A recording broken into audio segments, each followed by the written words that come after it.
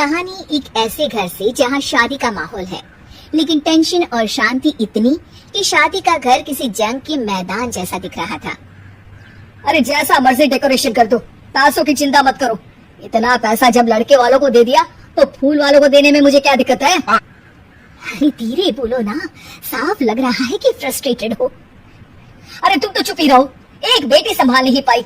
सारा दिन मैं काम पर जाता था, सोचता था घर पर बच्चों को अच्छे से संस्कार मिल रहे होंगे, लेकिन नहीं, मैडम को तो अपनी किटी और फैशन से फुर्सत मिले तब ना। माँ चुपचाप वहाँ से चली जाती है। समझ में नहीं आता कि आखिर शर्मा खानदान में हो क्या रहा है। तब तक चिड़िया सी फुदकने वाली शीना की शादी यूं अचानक एक मोटे काले लड़के से क्यों हो रही है। शीना कमरे में हाथ में गुड़िया लिए बोलती है, मेरे साथ जो हो रहा है ठीक हो रहा है। तुम तो सब जानती हो, साहिल मेरे लिए भगवान है। अब जब वो ही नहीं मिला तो फिर कोई भी हो जिंदगी ही तो जीनी है, जी लेंगे। बाहर शीना की बुआ किसी से बात करती है। अरे मोटा नहीं, उसे तो खाते पीते घर का कहते हैं। अब ओबेरॉय का नाम भी किसी को बताने वाली बात है। उनका इकलौता लड़का तो करोड़ों की स्वामी तो है ही। अरे हमारी शीना बिटिया तो रानी बनेगी, रानी। इन सब के बीच कहीं कोने पर शीना हाथ में मेहंदी सजाए बैठी थी और आंखों में आंसू सजाए। और वो समय भी आ जाता है जब शीना मंडप के नीचे हाथ में वरमाला लिए खड़ी होती है, लेकिन तभी अफरा तफरी मच जाती है। कोई कहता है, अरे लड़के की माँ को हार्ट अटैक आ गया। अरे अच्छी खासी थी, कैसे हो गया? अरे कहते हैं ना, किसी किसी लड़की के पैर अच्छे नहीं होते, हो सकता है कि मनहूस है ये लड़की। शीना पास खड़ी सब सुन रही थी। फिर शीना अपने कमरे में आ जाती है।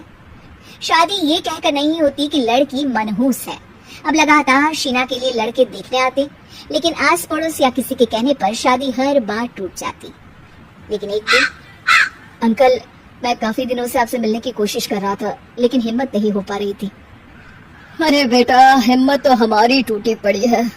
वैसे कौन हो तुम? मेरा नाम साहिल है अंकल। मैं शीना से प्यार करता हूँ और उसी से शादी करना चाहता हूँ। अरे अब तो किस जात के हो ये भी मायने नहीं रखता। बेटा, मेरी बेटी मनहूस है। ये सब कहते हैं कि इसीलिए उसकी शादी नहीं हो पा रही। अगर तुम शादी करने को तैयार हो तो ठीक है। शीना की शादी साहिल से हो जाती है। अगले दिन साहिल की माँ का देहांत हो जाता है और एक बार फिर लोग शीना को अपशकुनी कहने लगते हैं। अरे खा गई दीदी को ये। अरे क्या जरूरत थी साहिल किसी मनहूस को घर लाने की? पर बुआ, माँ की तो तबीयत पिछले कई साल से खराब थी। डॉक्टर्स ने जवाब दे दिया था। क्या पता ये भी उनका सौभाग्य हो कि वो बहू का मुंह देख पाई। अरे बहू का मुंह देख पाई, या ये कह लो कि बहू का मुंह देखते ही स्वर्ग लोक सिधार गई। खैर, हमें क्या, घर तुम्हारा है, हम तो चले। अब शीना को खुद पर ही शक होने लगता है कि कहीं सच में वो अपशकुनी तो नहीं।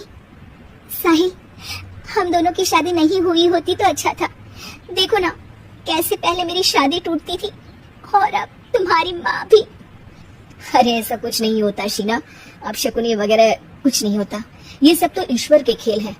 वो शादी तुम्हारी इसलिए टूट गई क्योंकि तुमको मेरी पत्नी बनाना था, और माँ का जाना तो तय था।